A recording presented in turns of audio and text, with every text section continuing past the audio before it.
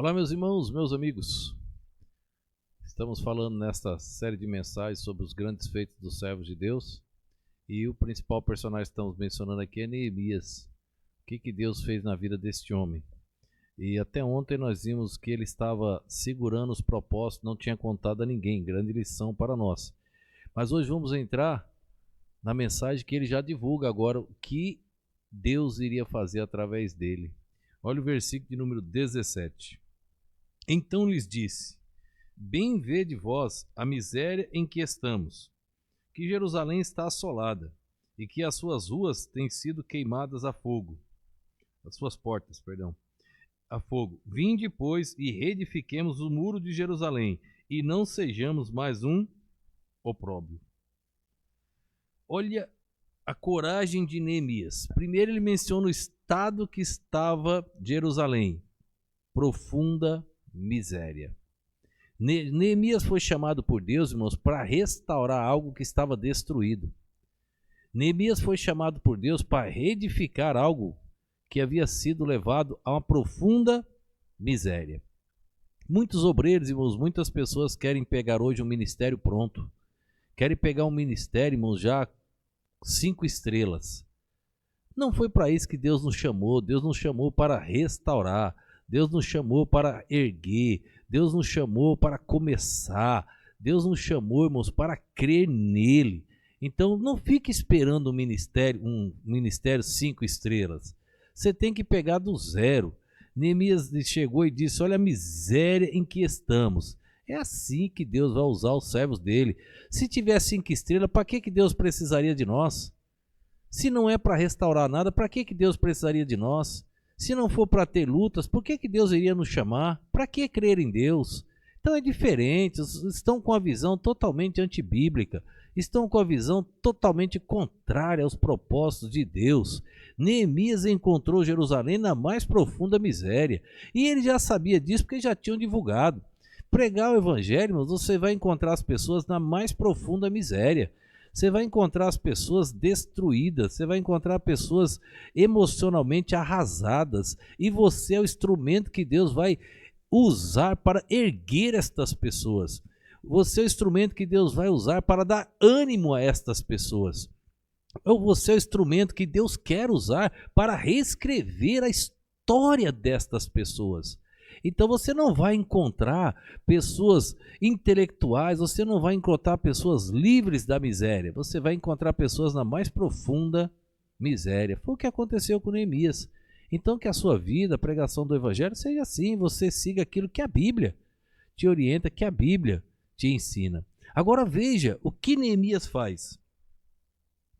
E então lhes disse: bem vedes vós a miséria em que estamos, que Jerusalém está assolada, Jerusalém está destruída, e que suas portas têm sido queimadas a fogo.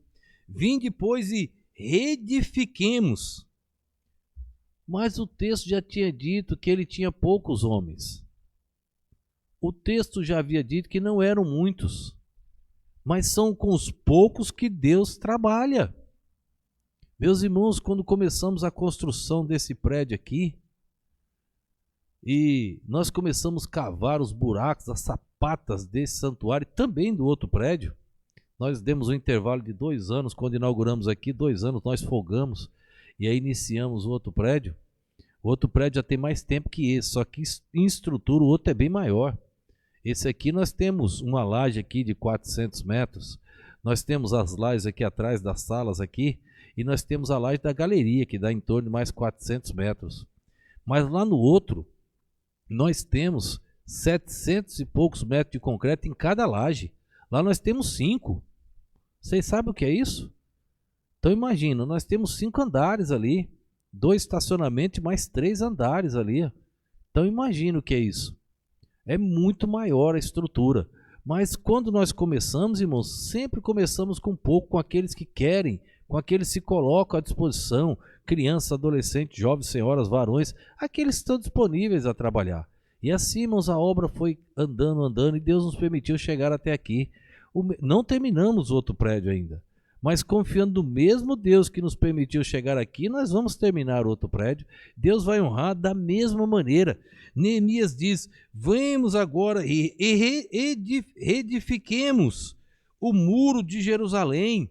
Vamos levantar. Nós estamos falando de uma muralha, irmãos, e onde havia a possibilidade de se construir uma casa em cima. Nós estamos falando de uma muralha que nem os equipamentos bélicos que existem no mundo hoje conseguiriam romper aquelas muralhas. Era algo magnífico. Nós não estamos falando de um muro de bloco, que a gente compra 2 milheiros de bloco, 10 milheiros de bloco e sai fazendo vários muros. Nós não estamos falando disso não, que uma marreta e um ponteiro pode abrir um furo. Se der um tiro de uma arma qualquer, já vara do outro lado. Nós estamos falando de uma pedreira, e de uma pedreira violenta que nada tinha condições de derrubar aquelas muralhas. Nós estamos falando disso. Nós estamos falando de um exército de Israel que cercou a cidade de Jericó e não havia possibilidade, mas Deus falou: vai lá, roda uma vez, duas, circula a cidade, a terceira, a quarta, a quinta, a sexta, e na sétima fique tranquilo que eu vou derrubar. E quando eles giraram a sétima vez, Deus foi lá e derrubou os muros com trovão, com relâmpago, com o poder eterno, o poder de Deus, que é o único que pode todas as coisas. E assim aconteceu. Então nós estamos falando de uma muralha assim. Neemias chama aqueles poucos homens para reedificar a muralha. Ô, irmãos, quando eu chamei aqueles poucos homens para construir esse prédio, eles olharam para mim.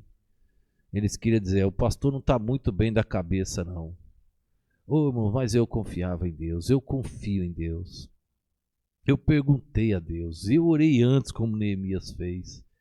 Falei: Senhor, o Senhor vai nos permitir construir um templo? Vai firme, filho.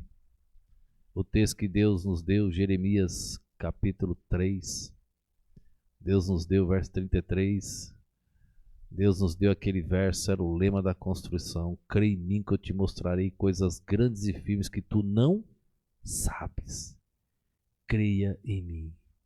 Vamos reedificar, irmãos, as coisas que estão erradas.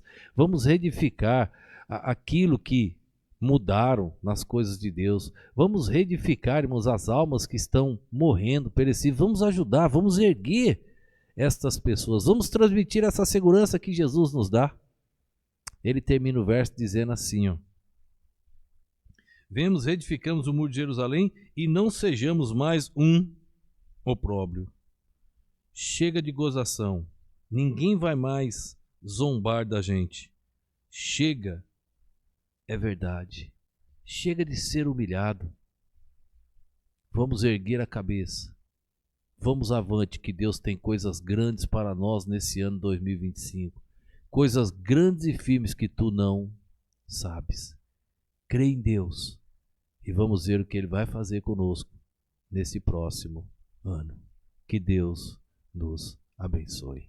Obrigado, Senhor, por esse momento. Obrigado pela vida de cada um que assiste e ouve. Ajuda-nos, ó Deus, glorificarmos o Teu nome. Faz maravilhas no nosso meio e usa-nos para a Tua glória. Eu te oro no nome e no poder do nosso Senhor e Salvador Jesus Cristo. Amém.